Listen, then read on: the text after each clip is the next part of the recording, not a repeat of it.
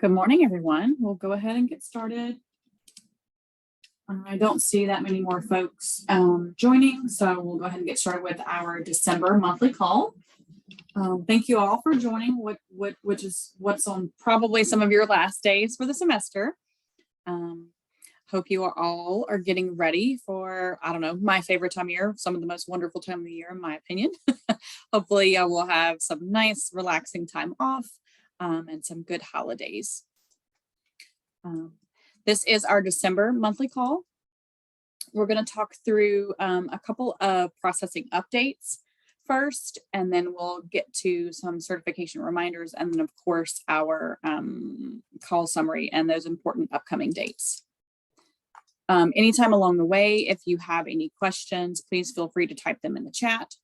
We'll be happy to answer those. We will of course also pause to answer any questions during a question and answer session. If there are several questions, you can have the opportunity to unmute at that time as well. So first, with these processing updates, we're going to start off with some of those. Our office has been requiring that self-evaluation be included with specific applications for about a year, maybe a little bit more. So during this time of transition, since it was something new, as a professional courtesy, we were allowing the first line review to just request any applications that didn't have that item, to request it be sent via email during the initial review, and it didn't count as one of those missing items.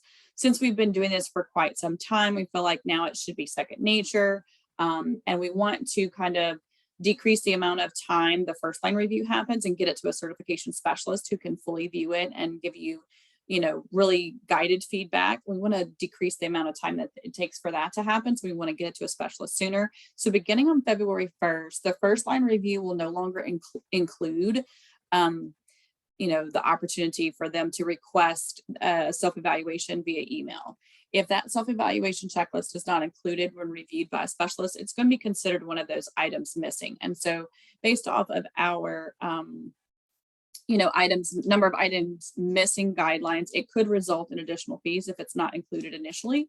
So we're hoping that, you partner with us to make sure that these applications are reviewed and the applicants are including those so that it doesn't cost them any additional fees.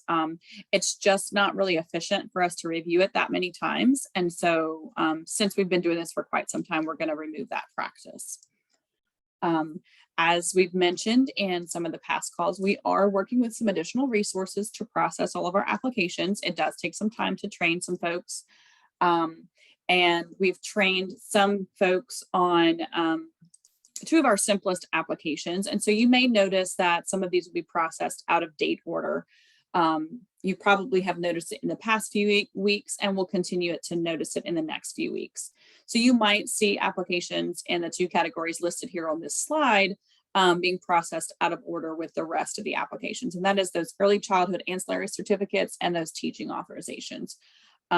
One, because the early childhood ancillary certificates do have an upcoming deadline that we're trying to make sure that all of those applications that come in are processed by that deadline. And then the teaching authorization is a simpler application to process. So it is naturally the first thing that we train additional folks on to process. So we've also done in this process a preliminary analysis of the volume of applications that we receive. And in that analysis, which we kind of knew anecdotally this was happening, but we've been able to put some numbers on it. It's indicated that a significant number of applications that we receive are incomplete, they're inaccurate, or they may be incorrectly submitted. And so the volume received of these incorrectly submitted applications actually contributes to the processing time for all of our applications. So, some of this backlog is because we're having to review all of the applications in queue. Even if it's something that can't be processed, we still have to look at it to see if it can be processed. So what we're doing today is we're asking for your partnership in reviewing all those applications before submitting them. I do have some best practices slides in the certification reminder section that I'm asking that you review those slides to assist in your review of applications before submitting. That could help all of us. if there's less incorrectly submitted applications, there's less applications in queue and more that we can actually process. So hopefully that will also help to decrease our backlog, in addition to all of the other short-term measures that we're putting into place to get those applications processed. Any questions so far? Look in the chat. Please feel free to mute yourself or type in the chat. We'll be happy to answer any questions that you have. Christy, this is Dan with Iberia. Sure. With the self-evals, are they all part of the application if it's required? So they are linked in our applications if it's one that's required, and it should have it in the instructions that they're included. Some of the main ones are like EDL applications. Those have self-evaluations, and any of our regular evaluations for, add-on requirements. Almost all of our add-ons have a self-evaluation. Essentially, if there's a self-evaluation included on that add-ons page on teachlouisiana.net, then it needs to be included with the application. And we're trying to do this so that it kind of also saves folks money. If they take a look at those self-evaluations and they fill it out and they see that they don't meet the requirements, we're hoping that they won't submit the application and with money and waste their time and their money and all until they've met those requirements. So we're hoping that it's a good thing. And that was kind of the impetus when we started it probably about a year or so ago. But yes, they should be linked in the application, or you can always just go to teachlouisiana.net. That add-on section shows all of the different self-evaluations that we have. Okay, thank you. You're quite welcome. Any other questions? All right. I don't see any in the chat, so we will go ahead and move on. So last month we opened up and asked for your input. We always want to make sure that we're covering topics that are of importance to you. We're always going to cover any kind of policy or processing updates, but we want to know what else would be helpful to you. So I'm asking that either you type in the chat or you unmute yourself to add any additional topics that you want to see covered on future monthly calls.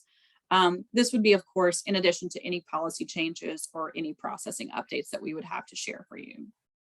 So if you'll take a few minutes and go ahead and type in the chat, or like I said, you can unmute yourself and feel free to ask those questions. We'll take those down so that we can get those recorded as well.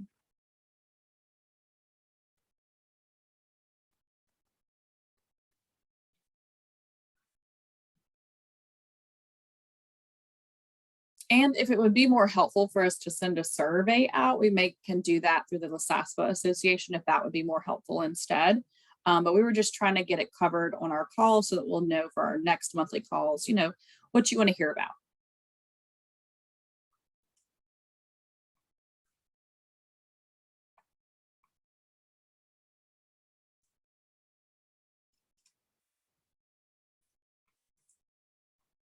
All right, I don't see anything in the chat. You can also always email certification@la.gov or submit a question in the online portal and, include in the notes part, say, hey, I would like to see this covered on as a topic for the certification monthly call, and we can route that appropriately, get that question answered and see if we can add it to our next monthly call. All right, our next reminder is about the Teacher Certification Appeals Council. So as many of you are aware, the Teacher Certification Appeals Council, or TSAC-M, they're a council that provides individuals who believe they have legitimate grounds for an appeal an opportunity to have their records reviewed. While the certification office is bound by policy and law to operate within both of those, TSAC has to operate within law, but they can operate outside of policy. Policy doesn't think about every individual scenario that there might be. And so if there is, a legitimate ground for an appeal, a candidate can appeal to the Teacher Certification Appeals Council to have their records reviewed. However, they do have to first apply to our office, be denied by the certification, and then they can appeal. You see our TSAC meeting dates for 2023. They're in February, June, August, and October. And generally speaking, our appeals application should be completed and sent out 1 month prior to the TSAC meeting that's there. Again, this is after they've first applied and been denied by our office. That denial letter will be a part of that certification application packet, appeals packet. So they will need that as well. Another reminder, of course, is, you can communicate with our certification experts here regularly. We don't see as many folks utilizing the question option as probably could be. You can submit a question in the online certification portal, and you can speak and have responses providing in writing within less than 5 business days. Right now, we are day to day with questions, the questions that are, of course, depending on what time they're submitted, of course, within business hours, but generally within a day or so, questions are responded to very quickly. When we're using the certification question option, this provides, the whole entire team to have access to be able to answer those questions. It provides some transparency. It provides some accountability for those responses. It also can be referred to you by your user online history. We do ask that you provide the details in the question that will allow our responses to be as specific to that educator's situation as possible. We've kind of been recently talking, certification is kind of like an IEP.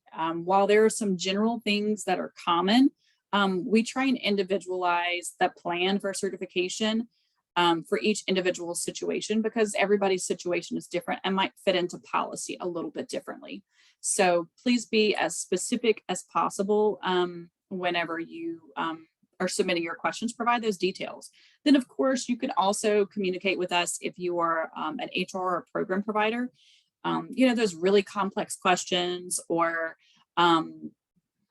just odd scenarios, anything like that, something that needs a conversation that we need a little bit more back and forth for is something that you definitely want to take care of during office hours.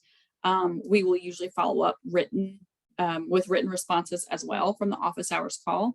And then, of course, that is the only way that any kind of application can be expedited. If there's a situation, you're hiring a new superintendent and there's some optics or something involved there and you want to get that application expedited, you can do that through office hours as well. And that's the only way to do to make an expediting request. And it does have to come through an authenticated human resource or teacher preparation program provider account. Right at this time, that is the only way that we have the capacity to actually expedite applications. Just a reminder again about all of our applications were updated. We had some recent legislation and policy changes over the last year.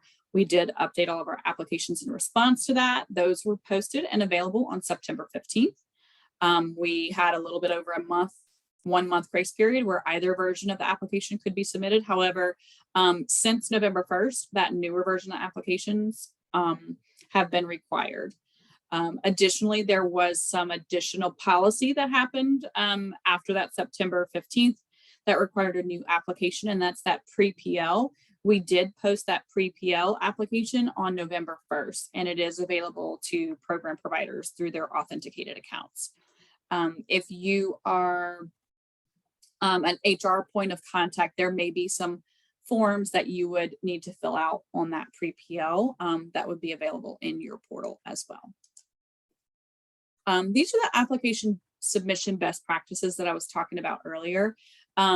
We do want to, again, we're pleading for your partnership to help reduce the number of applications that we receive, because we do receive, and we've never been able to put numbers to it, but we've recently worked with some additional resources to be able to put some numbers to some of those groups or types of applications. For one type of application in particular, there was like a 66% of applications that we were unable to process. And so that's why we're really just imploring you to partner with us to make sure that the applications that are submitted can actually be processed. This will help everybody. It will decrease the amount of processing time if what's submitted is submitted accurately and completely and correctly. So we're asking you to make sure that you and the educators, because this is their certificate, we're asking that you read and follow all instructions included in each application packet. We do our best to try and take policy and make it a little bit simpler. Policy is not simple. So we know that the application is not simple, but we're trying to make it a little bit simpler so that it's not in all the policy verbiage, to include that in the instructions to try and make it easier for folks to submit a complete and correct application. Please don't include parts of other applications with an application. For example, like if you have an RH application, don't include pages or requests from the EV form or vice versa with that application. Those applications were separated for a reason, and so we need those transactions separated. It helps us to prioritize and assign our applications and cases especially when we're training new specialists. Which there really shouldn't be any reason to have to print something out, but if there's something that's printed out or something that you have a paper copy of, for example, transcripts, if you got them mailed to you rather than sent electronically, if you're going to scan something, we do ask for your partnership in scanning it upright and in the order that the application checklist is included. And please do your best to combine all pieces to a single PDF file. We are aware that like some files are protected, like those transcripts, and they may not allow you to combine them, and that's fine. But we do ask that if you combine the rest into a single PDF file, it limits the amount of additional files that our specialists have to download. That increases the time and the likelihood that a file is overlooked. If you're using a physical scanner, it may have some settings that allow scanning to a single PDF file. Or if you're using a scanning app like Genius Scan or Cam Scanner, those scanners, that's a scanning feature included on some phones or camera apps. It does allow you to scan to one PDF file or print to PDF file tools. So just be sure to check your settings, and we're asking for your partnership there. We do also ask that you choose the appropriate category for the application that's uploaded when you're submitting it. That too, again, helps us to distribute the workload evenly. And while we're training specialists that may not be trained on all application types, it helps to reduce the amount of time that an application sits in someone else's queue if it's something that they can't process. It allows us to route them to the appropriate place. If you're submitting a question, please ensure that question submissions are actually submitted as a question and applications are actually submitted as an application and not vice versa. If you have a question in regards to an application, we ask that you not reopen that by emailing a question. Just submit a new question in the online portal and you can reference that original application. You should have a case number or a denial letter or something like that, and we'd be happy to respond to you that way.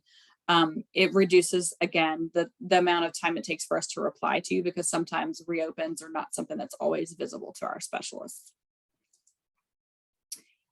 We spoke about the self-evaluations. Remember, those are now required. When they're completed, like the whole point of that is for the educator to take a look at their transcripts if it's talking about courses and titles, so that they can take a look at their transcripts. They knew what classes they took and what the content was at, to make sure and give us it's kind of like giving us a heads up about a course title and a course number that they think is a class that may fit that. We do have other resources that we use, but if this is included, it kind of decreases the amount of time that we have to go on a wild goose chase or a hunt for these courses.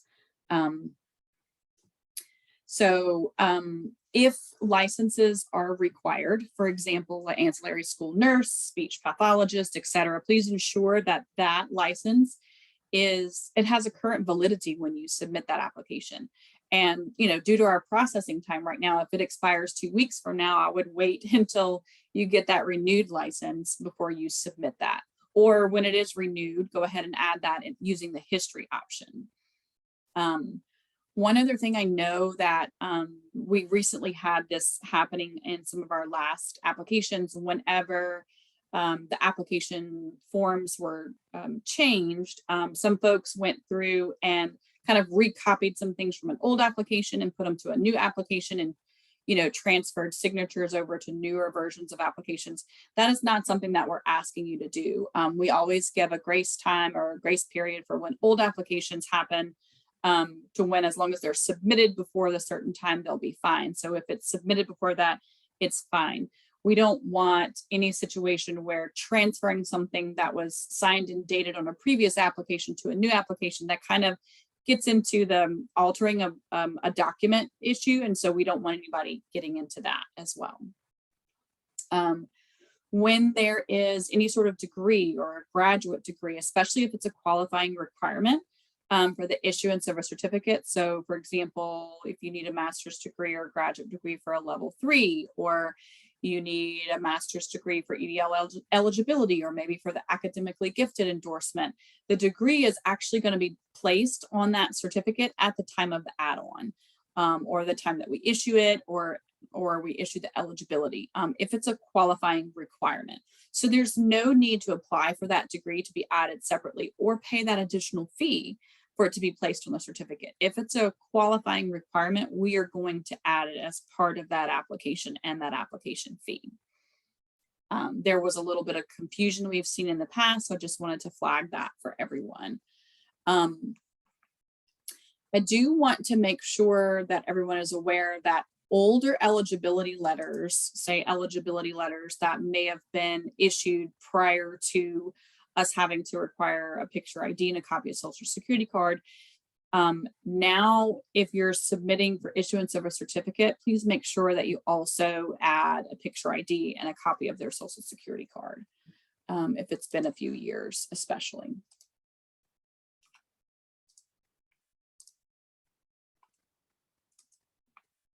Certification status changes seem to be something that is a little bit confusing for folks. So we wanted to put some reminders here. We wanted to remind everybody that certification renewal is based on effective evaluations via Compass. And so there are some certificate statuses that an educator's certificate can be placed into when they're not serving, or if they're not serving in a certain type of role. So we're just going to go through those and include that information. So non-practicing status is for teachers or leaders who are not serving or employed, or if they're serving in another state or another country, or if they're serving on a different certificate. For example, if an educator is serving on their EDL certificate, they need to place their teaching certificate into non-practicing status because they're not serving on that teaching certificate. The EDL certificate will be placed into non-practicing status if they go back to teaching in the classroom and they're going to be now serving on the teaching certificate.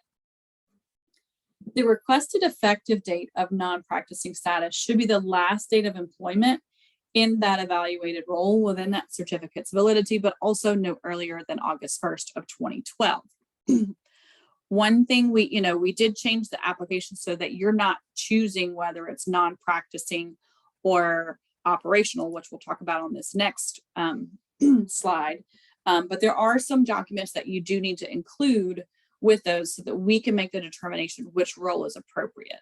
So operational role status, that is only applicable to a teacher's certificate, and that's for teachers who are serving in roles that cannot be evaluated via student growth measures in Compass. That might be your educational diagnostician, that might be educational technology facilitator or leader. So essentially somebody that can't be tied to a specific group of students. If they're tied to the growth of students at a school level, they may need to be on a leadership certificate instead. Again, operational role status shall take effect on the first day of employment in the role where they can't be evaluated per student growth measures. And then keep in mind that EDL or educational leader certificates are not placed into operational role. That is only for teaching certificates. One thing we want to note here is that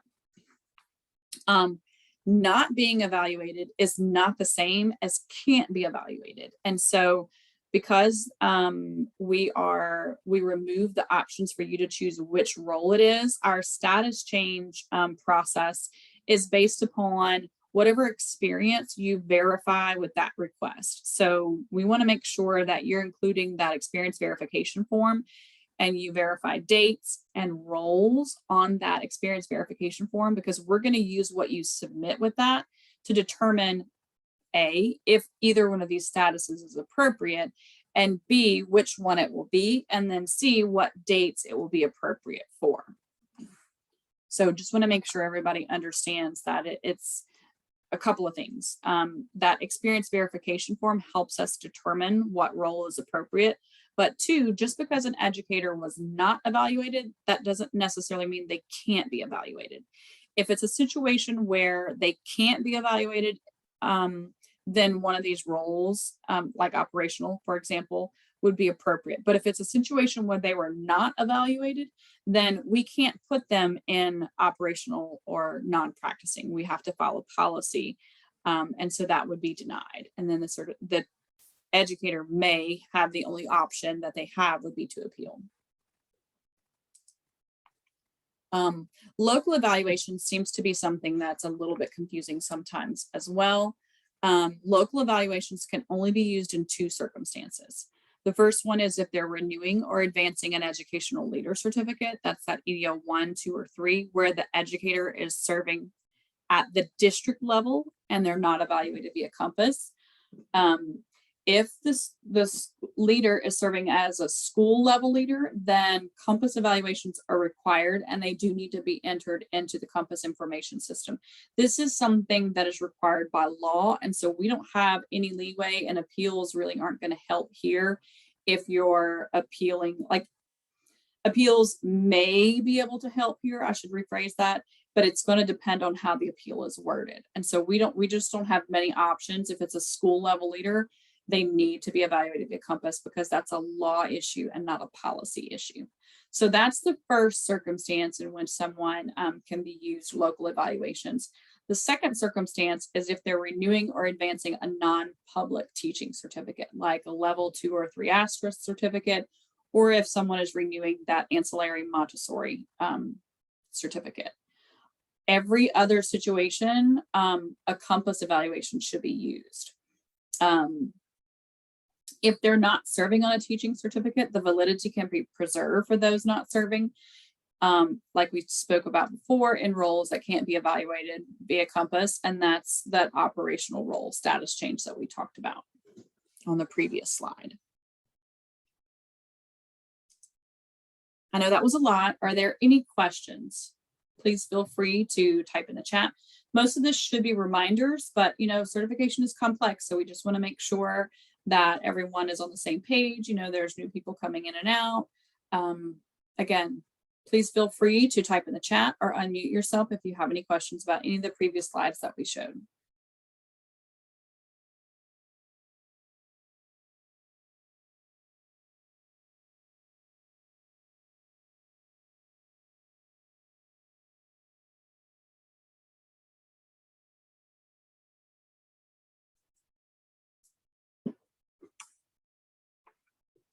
All right, I am not seeing anything in the chat.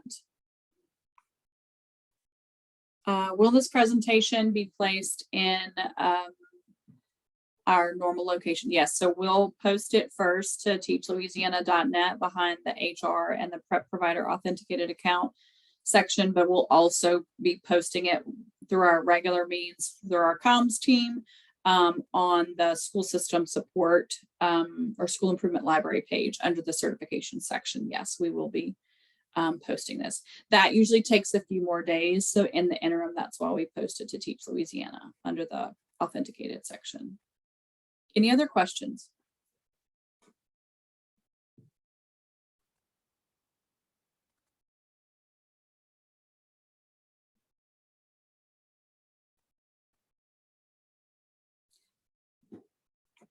All right. Again, we do appreciate your partnership and taking a few minutes to review those previous slides so that we can, all help to decrease this, the volume that we have. All right, so the next section is just our important dates section. Last week we had some bad weather and we were closed. So that impacted the Bessie full board meeting. So it has been rescheduled to tomorrow, December 20th. And then, it's the end of the year. There's a lot of holidays. There's going to be some office closures for those holidays. So the next big things that we have don't start until January. And that's January 5th. That's Louisiana Environmental Education Commission. Then the 17th and 18th are the Bessie meetings. The 19th is the Early Childhood Care and Education Commission. On the 19th, the 24th is non-public school council. 25th is the special education advisory panel. Those were all the next important dates that I could find on our Bessie calendar and our internal calendar. There may be more, just trying to provide a little bit of more information to you as a resource as well. And again, we also have all of our resources listed below for the educator resource guide, the school system support calendar, our bulletin, the online portal, and all of that. All right, that's all we have for everyone today. Hope everyone stays safe and warm and has a great holiday, and we will see you next year.